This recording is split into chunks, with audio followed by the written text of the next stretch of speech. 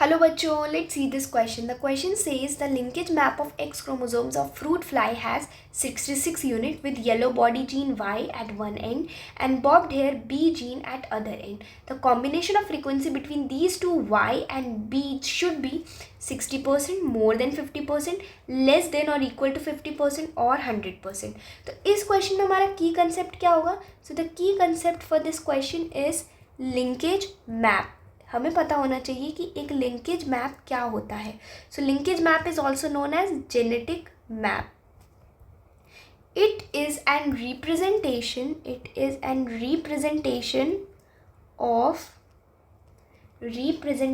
of the relative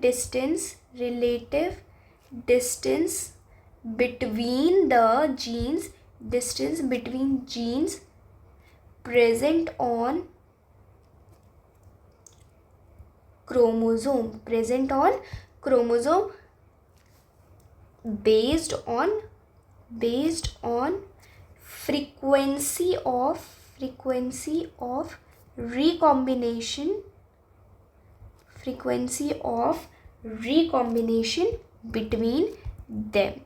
तो एक genetic map या फिर लिंकेज मैप क्या होता है? ये एक रिप्रेजेंटेशन है रिलेटिव डिस्टेंस का जीन के बीच में, जो कि क्रोमोसोम पे प्रेजेंट होता है. किस पे बेस्ड है ये? Frequency of recombination between them. उनके बीच में कितनी फ्रीक्वेंसी है रिकॉम्बिनेशन होने की, राइट. नाउ जो हमारा रिकॉम्बिनेशन फ्रीक्वेंसी है, the distance between gene, the distance between the genes is measured by map unit. It is measured by map units, and one map unit is equal to 1% recombination. It is equals to 1% recombination. तो इस हिसाब से इस question में हमें क्या दिया गया? 66 units, that is 66% of recombination, but it is not possible. Why? Because the maximum recombination frequency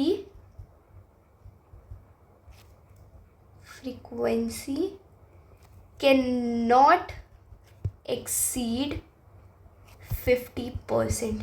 50% से ज़्यादा रिकॉम्बिनेशन पॉसिबिलिटीज़ या फ्रीक्वेंसी हो ही नहीं सकती है. It can not ever exceed 50%. Therefore, on the linkage map, the X chromosome fruit fly which has 66 unit, that means कि वो बहुत ज़्यादा दूर लोकेटेड है एक दूसरे से. एक सेम क्रोमोसोम पे 66 यूनिट मीन्स कि वो काफ़ी दूर है एक दूसरे से. जीन्स के बीच का डिस्टेंस बहुत ज़्यादा है.